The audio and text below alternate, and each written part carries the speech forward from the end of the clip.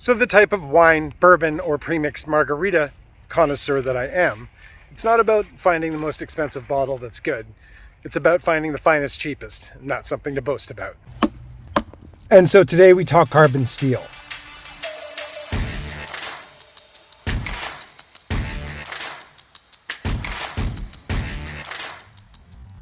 Not that carbon steel is what defines an axe as cheap. In fact, carbon has a harder tensile strength than stainless, and despite it being a harder steel, it's easier to sharpen and holds an edge longer. These aspects may seem like big bonuses, and to some people they are, though carbon steel is more susceptible to rust and corrosion, so it needs to be kept well oiled and maintained. When you buy a new axe, the handle is generally going to be coated with a lacquer finish. This is done so that they can sit around on store shelves endlessly and not worry about them. It's good for the average John Q public that's just going to buy their axe, use it, chuck it back into the shed. The lacquer saving it from water damage and things like that. But I mean, we bushcraft, and so we take care of our axes. So when you're finding your finest, cheapest of axes, the handle is generally going to be coated in lacquer. So you're probably thinking, well, lacquer's a good thing, right? Well, it is, but it isn't. If we're going to be using the axes as much as we tend to, we're going to find hot spots on our hands unless we're wearing gloves. Not all the time comfortable wearing gloves using an axe. So we're going to scrape this lacquer off today and then go into some treatment that's a little bit more traditional. If you're crafting in the bush, you probably already have a bushcraft type knife. Fixed blade, full tang, 90-degree spine. So we can use the back of this spine to scrape off the lacquer, just as we would scraping a ferro rod. They also do make metal scrapers for this, but you can save money on that and just use one of these if you have. Just start at either the top or bottom and just scrape down the handle, removing all this lacquer.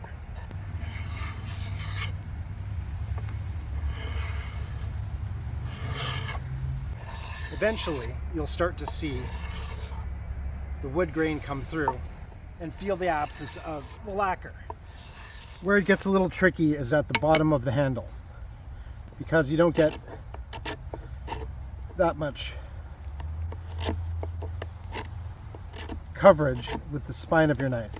So that's where you might want to break out some sandpaper. And you might be thinking, why not use sandpaper on the whole thing? Trust me, it's a huge pain in the back of your knife is going to do much better.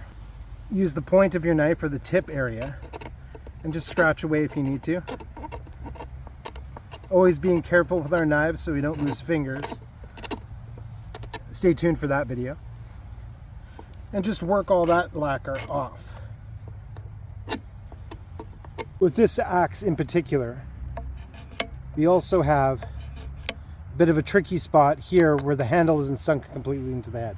Same thing as the bottom of the axe, just get in there with the tip of your knife, scrape away at the lacquer. Let's not forget the top of the axe head.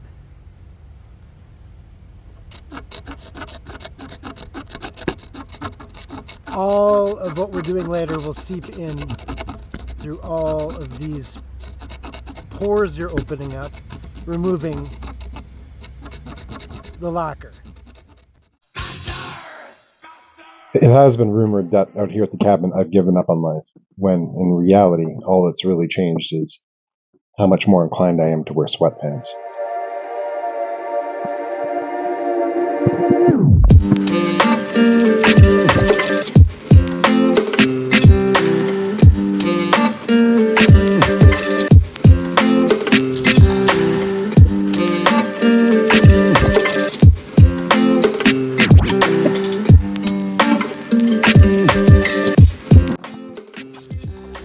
This all feels far too Mr. Rogers. Now that we've scraped all the lacquer off of the handle, and we've said lacquer about 16 times, what you're going to want to do is get some boiled linseed oil and some turpentine. You're going to mix equal parts together, and you can use just linseed oil on its own, but it has a tendency to sometimes get really sticky and gummy, and that's a big pain in the to work with. So mix them together, and the turpentine sort of keeps that from happening and helps the linseed oil to dry quicker. Mix them both up, and you'll end up with this sort of amber liquid that you can work with and spread onto the handle. just transferring it over to this ammo crate for the time being.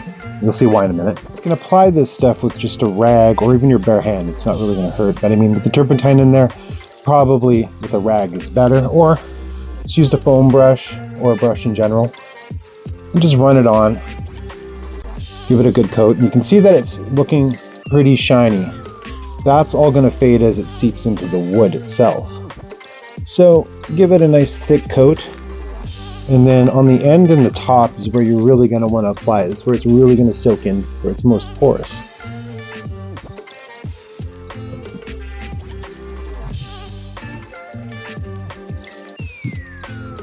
And then once you've got a couple wet coats on there, just grab your rag and wipe off the excess.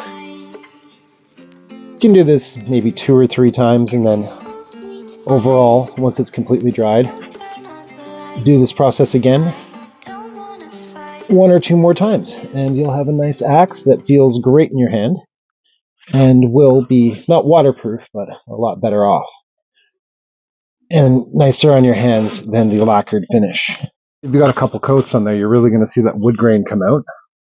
So now you need to treat the axe head and the handle inside. Grab your axe and you can just dump the head straight in there.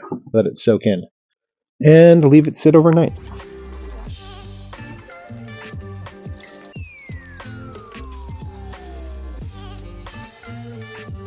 Having sat overnight, you are probably nice and saturated. Give it a good wipe. You're done part 1.